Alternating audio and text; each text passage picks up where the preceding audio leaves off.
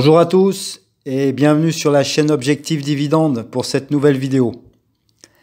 À la recherche de revenus passifs, on est toujours confronté à un défi particulier lorsqu'il s'agit d'investir. Et avec le potentiel des décennies à venir, on se doit d'investir dans des actions pour nous aider à couvrir nos besoins sur le long terme en touchant des dividendes. Et c'est exactement pour cela que j'ai créé cette chaîne, pour vous aider à faire ces choix. Et avant de commencer, si ce n'est pas déjà fait, je vous invite donc à vous abonner à la chaîne et on va pouvoir passer à la vidéo. Alors que certaines actions ont connu une année 2020 exceptionnelle, d'autres se sont effondrées. Et cela nous offre des opportunités, car certaines actions sont très populaires actuellement, peut-être trop populaires. D'autres, même les actions de qualité, sont impopulaires. Et si vous attendez que ces actions impopulaires deviennent populaires, vous paierez pour cette popularité.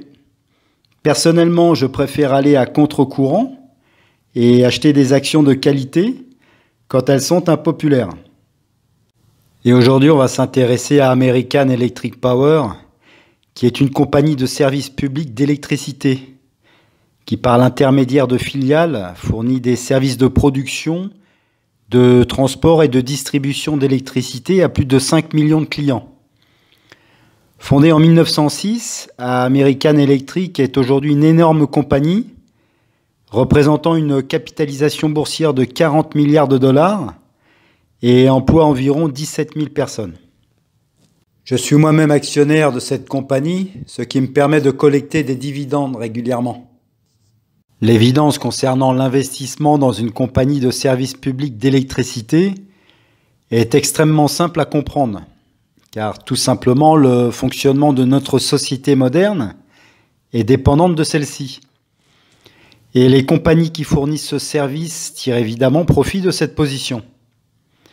En tant qu'investisseurs long terme, nous qui cherchons des rentes pour notre portefeuille, en possédant des actions de cette compagnie, on va pouvoir compter sur des dividendes en hausse en raison de cette dépendance. La compagnie utilise essentiellement le charbon et le gaz naturel pour la production d'énergie, ainsi que l'énergie éolienne et l'énergie hydraulique, car la compagnie mène une stratégie pour un avenir énergétique plus propre, et c'est ce changement et cette capacité au changement futur, concernant le passage des combustibles fossiles aux énergies renouvelables, qui va permettre à la compagnie de rester rentable. Concernant les actionnaires de la compagnie, on retrouve le Vanguard Group avec un peu plus de 42 millions d'actions et le fonds BlackRock avec plus de 11 millions d'actions. Certains investisseurs qui cherchent à se constituer un portefeuille ne sont pas toujours intéressés par des actions de services publics, car elles n'ont pas la même croissance que d'autres secteurs. Mais en investissant dans American Electric Power, cela nous offre un équilibre entre sécurité, croissance et inflation. Avec un dividende croissant, car c'est l'un des arguments de cet investissement dans la compagnie, qui a augmenté son dividende durant 11 années consécutives, et elle a pour elle d'avoir versé un dividende tous les trimestres depuis 40 ans. D'un côté, étant donné le besoin d'électricité qu'elle fournit à des millions de clients, une structure réglementaire qui garantit quasiment le profit, et le fait d'opérer avec un monopole local sur ses lieux de service, la compagnie bénéficie d'avantages concurrentiels. Car la concurrence est en grande partie éliminée par un monopole géographique. D'un autre côté, les gouvernements réglementent fortement les services d'électricité et la compagnie qui offre un service nécessaire à une clientèle captive reste avant tout une compagnie de service public et doit accepter une limite au profit qu'elle peut réellement réaliser. Sans oublier que les clients eux-mêmes pourraient devenir des concurrents, car si l'électricité pouvait être produite et stockée facilement sur le lieu de consommation, notamment avec les progrès technologiques réalisés avec les cellules et les batteries solaires, cela représenterait un risque important pour les compagnies d'électricité.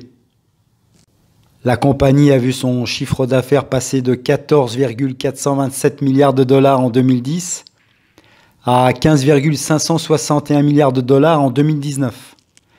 Cela représente un taux de croissance annuel de 0,84%. Dans le même temps, le bénéfice par action est passé de 2,53 à 3,88 dollars sur cette période, ce qui représente une augmentation de 1,5%. On a donc une croissance qui est dans la moyenne des grandes compagnies de services publics réglementés. La situation financière de la compagnie est bonne.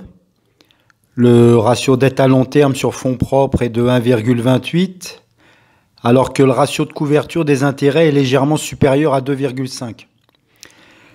La rentabilité est solide et correspond à ce que l'on peut attendre pour ce type de compagnie.